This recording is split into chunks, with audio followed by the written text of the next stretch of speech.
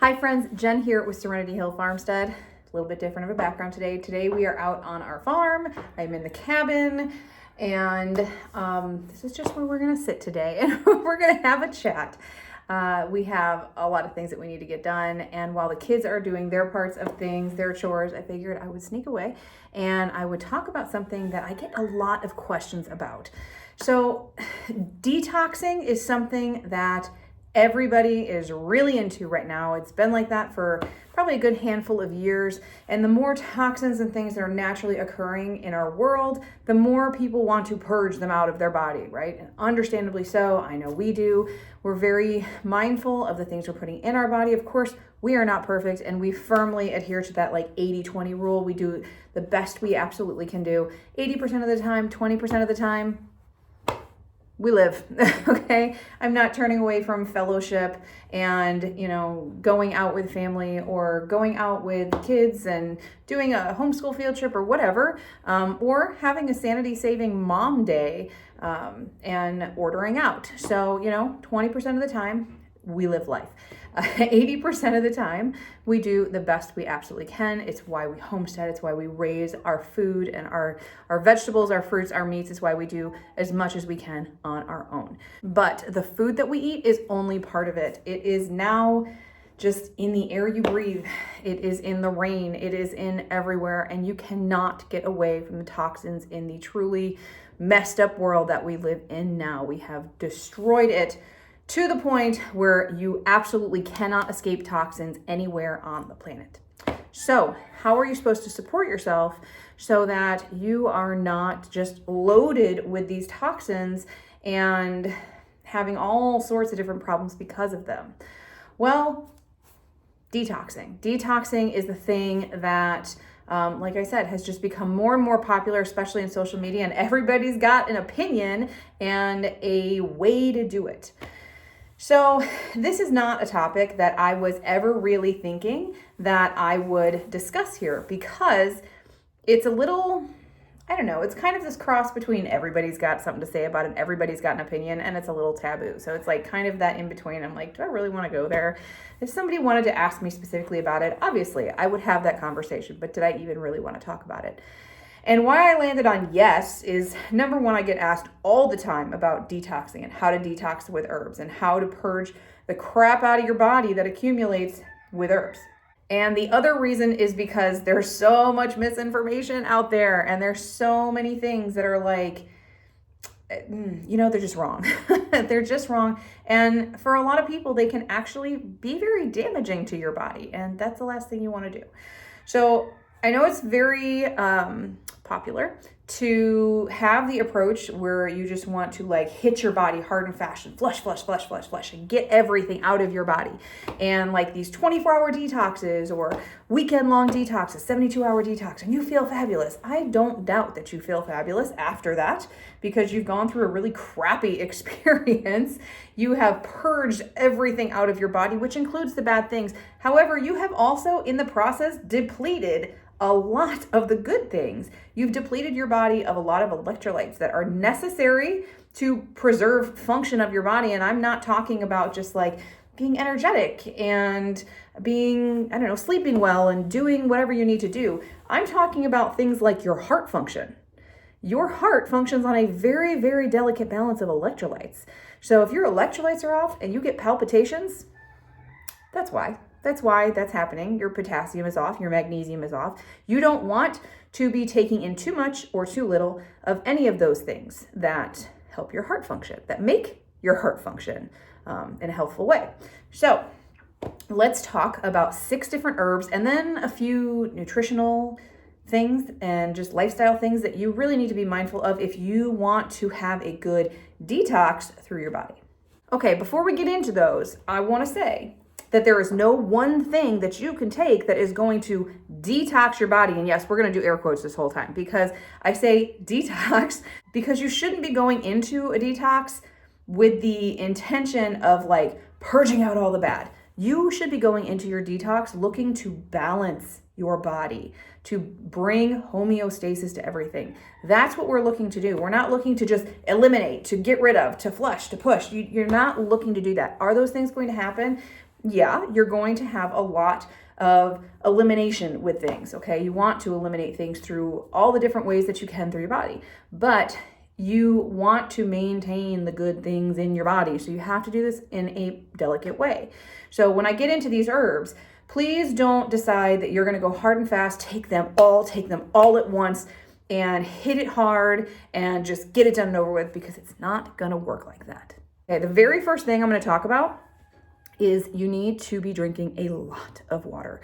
And when you are drinking a lot of water, you want to make sure that it's not just straight water, that you are also including an electrolyte. So you don't need to constantly be drinking electrolytes, but like what I do is I will take an electrolyte just as needed, okay? And I'm pretty in tune with my body, so I can tell when I need it. If I'm going through okay, I want to really actively try and detox my body a little bit, then I will increase my electrolytes during that time, but I don't do it every day, and I'm not drinking electrolytes every day because that is too much. And your body, first off, is not going to be able to absorb all those, so you're really just wasting your money. But second, you can throw off that balance and you can mess yourself up in a different way, and you don't want to do that. So the electrolytes that I use are from Thrive.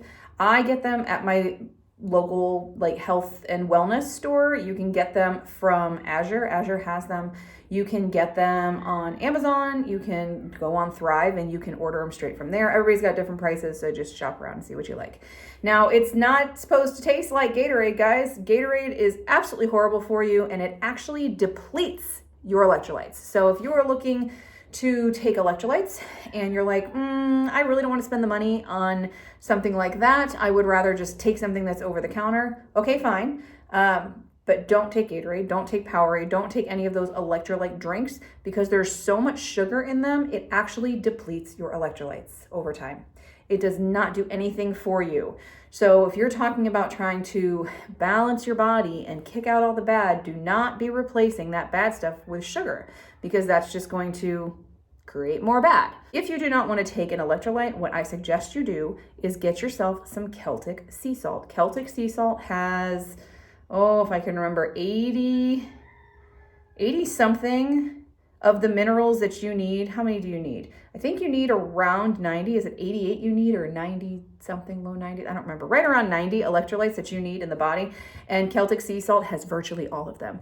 So if you take a tiny little piece of rock Celtic salt and you take one in the morning, you take one with lunch, you take one with dinner, you're getting your electrolytes and you're good. So then there's the matter of what you're going to be eating during this.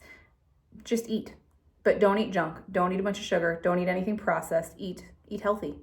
Drink some bone broth. Make sure you're having a good balance of protein. You want to keep your protein up. Make sure you're having a good balance of protein and you're getting good fresh food. You want to be having whole foods. You don't want to be having processed anything during a detox, because again, it's just putting more bad things in. So during this time, I like to keep my diet as clean as I absolutely can. I like to really, for me, I'm very familiar with the autoimmune paleo protocol for me. So that's what I tend to kind of go back to just temporarily while I am doing what I like to refer to as a cleanse, not really a detox. And that'll make sure that I'm still getting everything in nutrition-wise that I need to be supporting my body. All right, so now let's get into the herbs. So there are 6 herbs that I'm going to talk about today. Now, this is a very broad, I'm going to use the word cleanse instead of detox because it's much better. It's much more accurate.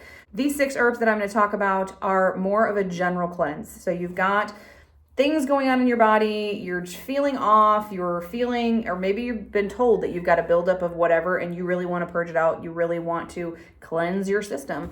So these are 6 herbs that could be very beneficial for you. Again, you want to make sure that there are no warnings or contraindications that are pertinent to you. So make sure you do your research on these herbs. The first one I'm going to talk about is nettle. Stinging nettle, our good friend. Now, the reason you're going to use stinging nettle is because when you have a buildup of toxins in your body, you have a lot of inflammation. Inflammation is not a bad thing. Inflammation is a good thing in moderation. Excess inflammation is when you start having problems. You don't ever want your body to be at 0 inflammation, just bottomed out. There's no inflammation in my body at all. That means your immune system is not doing its job. Your immune system should have a little bit of inflammation in various parts of the body, depending on what it's fighting. Inflammation is where your white blood cells and your platelets and like all your cells, okay, it's where everything is coming together to fight the bad stuff. So having naturally occurring inflammation is good. You don't want to eliminate all of it. However, if you know you are having a lot of inflammation in your body, when you have this buildup, and it's maybe part of why you want to do this cleanse, you want to use an anti-inflammatory herb to help support your body. Now, the nice thing about anti-inflammatory herbs is you can't necessarily, there are some exceptions here, but you can't necessarily overdo it. If you're taking nettle all day, every day, you're not going to knock your inflammation down to zero. The next herb we're going to talk about is burdock root. So you're going to use the root for burdock. You're not using the leaves here. And burdock is a really good diuretic, and it's really supportive of the body overall, but it's super supportive for all of these systems that are going to be affected during any kind of elimination. So it's going to be supportive of your bladder, your kidneys, your ureters, like your whole urinary system. It's going to be supportive of your entire digestive system. It's going to be supportive of your integumentary system, which is your skin. So it's going to be supportive of every system that is going to be involved to purge the toxins out of your body. Milk thistle is the next one that we're going to talk about, and milk thistle is fabulous to protect your liver. It is what we call a hepatoprotectant herb. It's really good for the digestive system as a whole, but it's really excellent to help support liver health. Part of supporting liver health is it stimulates bile production, and stimulating bile production is part of what you want when you are looking to purge things out of your system. If you have a sluggish gallbladder, then your bile is not moving the way it should to help eliminate things, so things can get trapped in there. Things cannot get digested as well, or you're not uptaking your nutrients as well. So you want to make sure that you're stimulating the bile through your liver and your gallbladder and that whole system. If you do not have a gallbladder, like I don't have a gallbladder, so taking milk thistle is something I do regularly to help support my liver anyway, because my gallbladder is not there to do its job, so I have to make sure that I'm doing things like taking digestive enzymes every single day, and I am also supporting my liver to give it the support that the gallbladder would if it was there. The next one we're going to talk about is dandelion, and dandelion as a whole is fabulous, but there's a couple different parts to it that we're going to talk about that are a little more rich in some things than the others, so let's do that. So dandelion greens, this time of year, like it is a very, very unseasonably warm winter for us.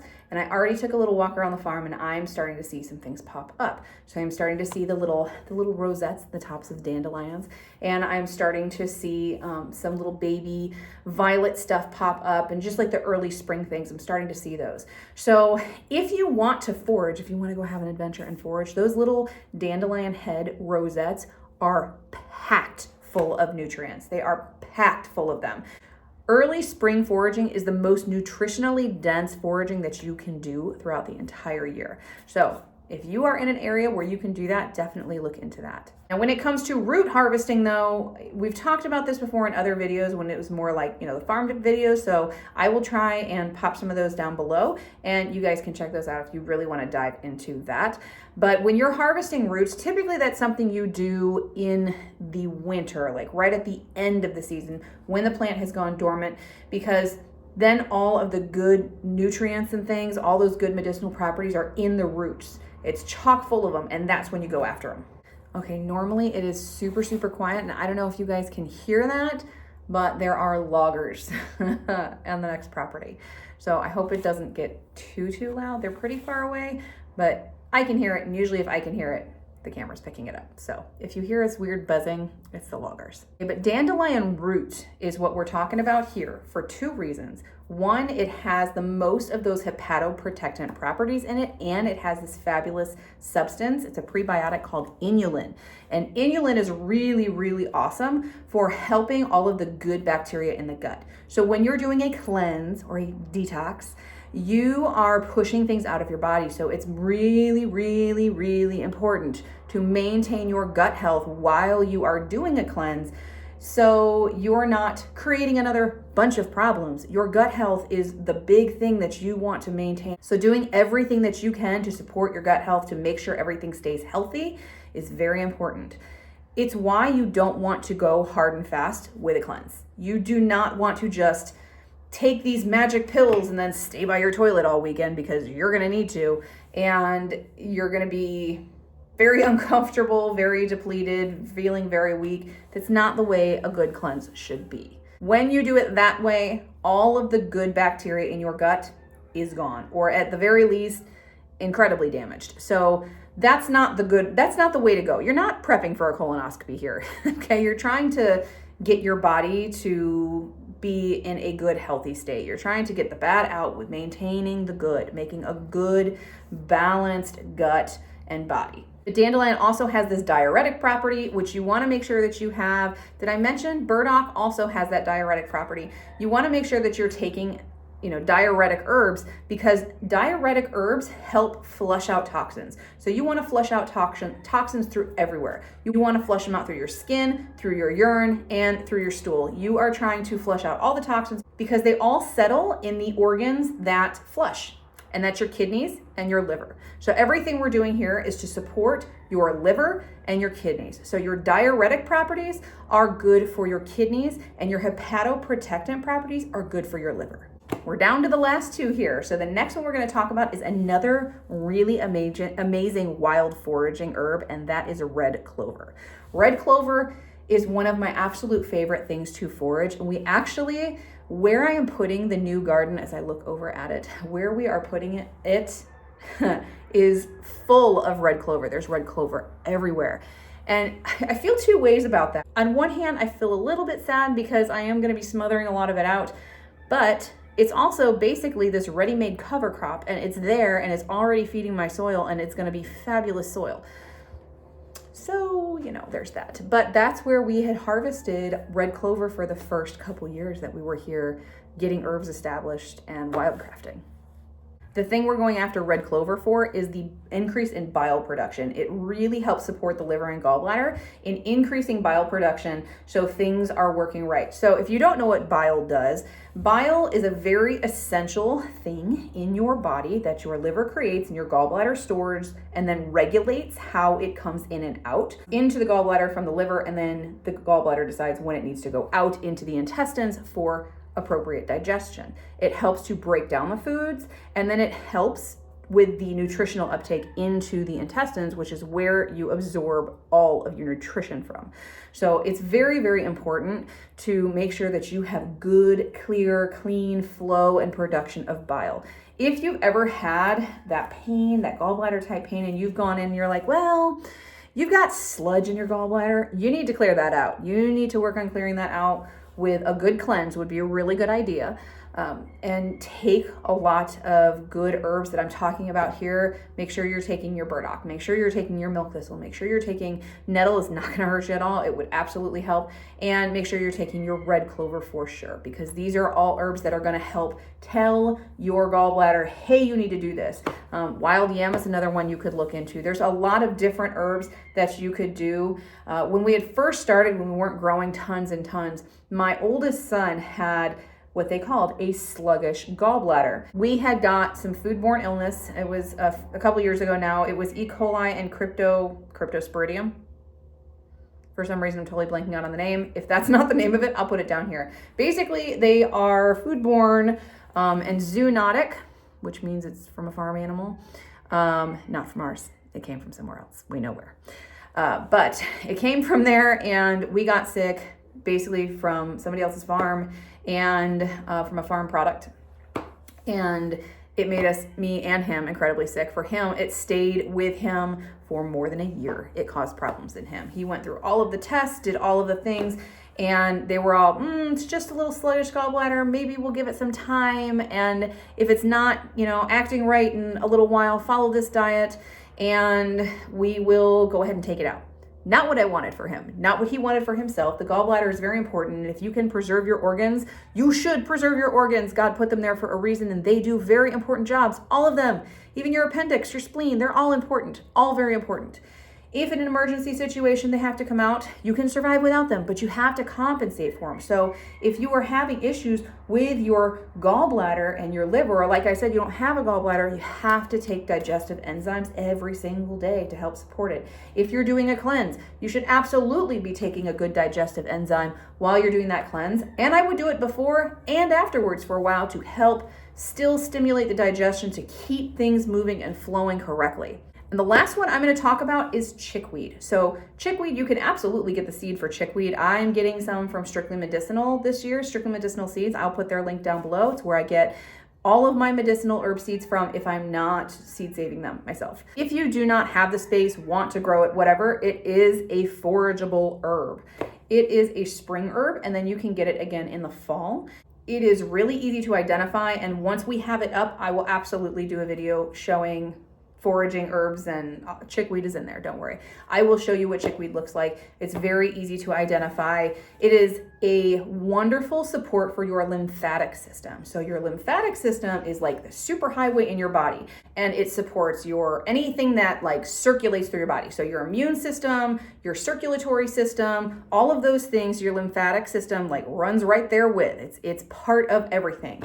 It is why if they say if you have a cancer and it goes into your lymph nodes, it's going to spread really fast because that system goes through your entire system. So part of a good cleanse is supporting lymphatic drainage. You want to make sure that you're not getting things stuck because your lymphatic system can have little backups here and there, just like your arteries can clog and you can get a sluggish gallbladder with sludge in there and your digestion can get slow.